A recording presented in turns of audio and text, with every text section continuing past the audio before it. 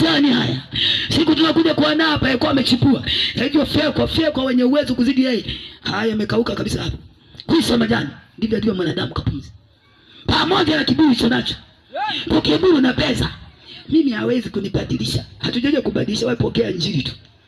Uikatae, uipokee, amina. Kama unaikataa, hukumu itasimama. Tumenawa.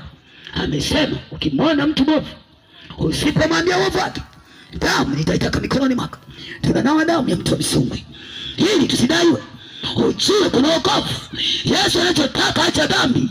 Sasa ulichonacho kitakuokoa. Elimu la iokoi.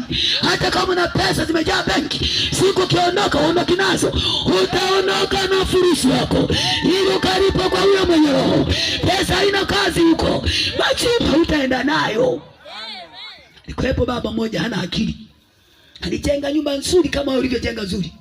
Kaleta tailizi nini? Kawaita watoto wake. Anadhani tunakoenda majumba yana faida. Sasa wanangu, ninauma. Nikifa msinizike kule makaburini. Wekeni hapa sebuleni, nilale hapa. Anadhani atakuwepo yeye. Na wewe mkini umekuwa mjinga hivi. Unajivunia kajumba liko nako.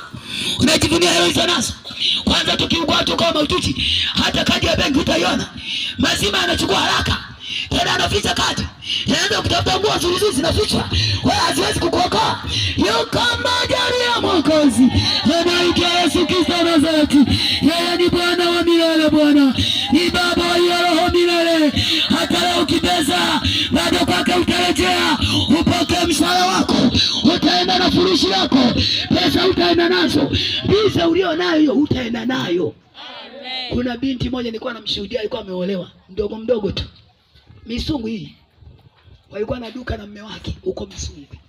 Mimi kwa kweli ningeokoka Mangonela. Ila nyie mnasaliki mno. Dukani niko busy. Mnasali mno walokole. Siketa umepata wapi hiyo? Walevi waambiwa wanalewa mno. Na kila siku ukiabuni. Wanyagongo kila siku.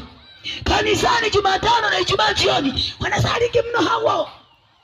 Bwana walevi mtawaambia. Na wazinzi wao wanajizungusha na hawala. Hata nyumbani ukai. Anarudi nyumbani saa 6 alikuwa kusini. Kujitembeza. Mbona usemi? Hamna. Mimi ningeokoka. Ila niko busy.